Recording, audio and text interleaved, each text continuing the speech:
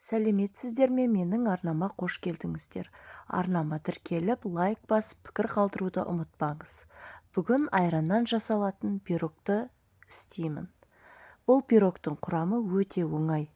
Ыдысқа 2 жұмыртқаны жарып, үстіне құмшекерді қосып, әбден араластырамын. Құмшекер мен жұмыртқа әбден еритіндей болу керек құмшекеріміз. Сөйтіп араластырып болғаннан кейін үстіне айран құямын.